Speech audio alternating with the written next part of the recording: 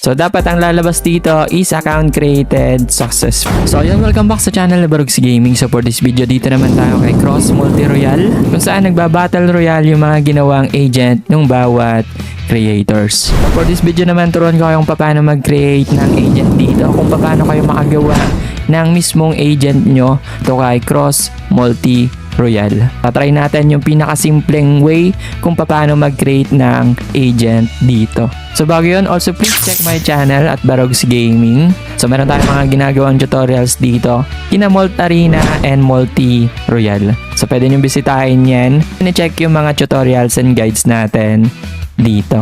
So para makapag-create ng agent dito kay Multi Royale, so need mo ng mga tools. So dapat naka-install yan sa PC nyo para makapag-command kayo dito ng prompt and script na ilalagay nyo.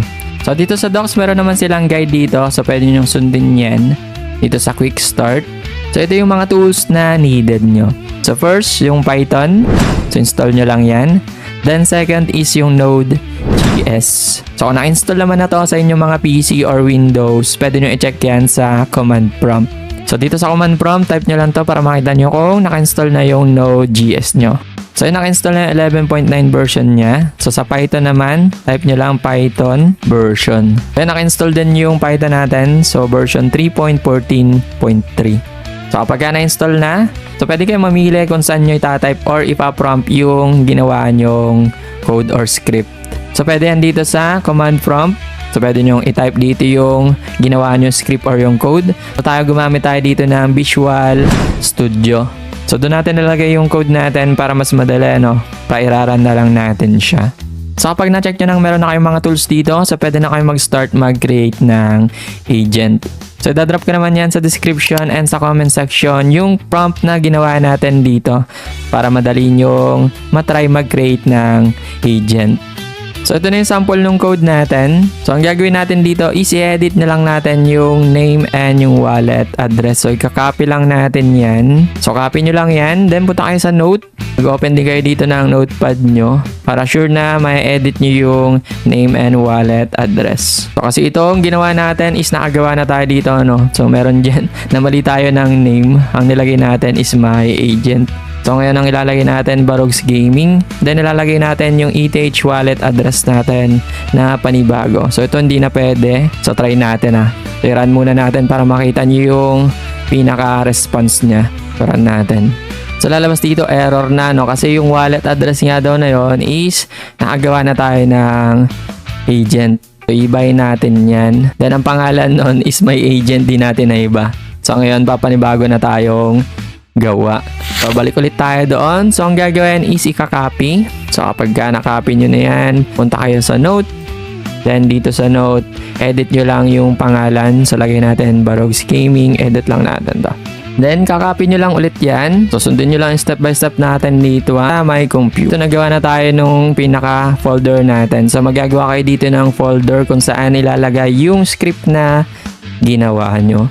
So balik lang natin. So dito, create lang kayo ng new folder. So lagay lang natin Multi Battle para hindi sila magkaparehas. Then click nyo lang yung right click, then new, then Python script. So kailangan nyo talaga dito ng Python, no? So ibahin din natin yan. Lagay natin agent waka waka. Then right click nyo lang ulit. Then open natin yan sa Virtual Studio natin. So open lang. Then dito, ipe-paste natin yung kinopy natin na note dito sa notepad natin. So ito yung sinave natin kanina. So check nyo muna maigi kung na-edit nyo yung name, pati yung wallet address. So ang kukuhanin natin dyan, yung API natin. So yun yung mahalaga, no? So kapag nakuha nyo na yun, isave nyo lang. So paste nyo lang dito yan. So check nyo din ulit. So yan, dapat tama yan. So tama dapat yung name and wallet address. Then kiklik lang natin yung run Python file dito. So antayin lang natin yung kanyang response dito sa baba. So dapat ang lalabas dito is account created successfully. So nakapag-create na tayo dito ng agent natin sa Multi Royale. So pangalawang agent na natin to. So note lang, no? So kada isang IP address is 5 agent lang yung pwede mong magawa. So hanapin mo lang dito yung API key mo. Then itatabi mo lang yan. So hanapin mo lang yung Mr. Live dyan. Then i-copy mo lang yon yung Mr. Live. So napakahalaga ng API key na yan. So kapag hindi nyo na nakita yan or nawala nyo yan, so hindi nyo magagamit yung AI agent na ginawa nyo. So ganun lang kabilis makapaggawa ng AI agent dito sa Cross Multi Royale. So yun yung pinaka easiest way kung paano siya maggawa. Then dito naman sa website, kung gusto nyo i-check yung mga na-earn ng AI agent nyo, so dapat nakalink yung CrossX wallet nyo dito. So kiklik nyo lang yung wallet na yan, then go to my page. Then dito lalagay nyo lang yung API key nyo.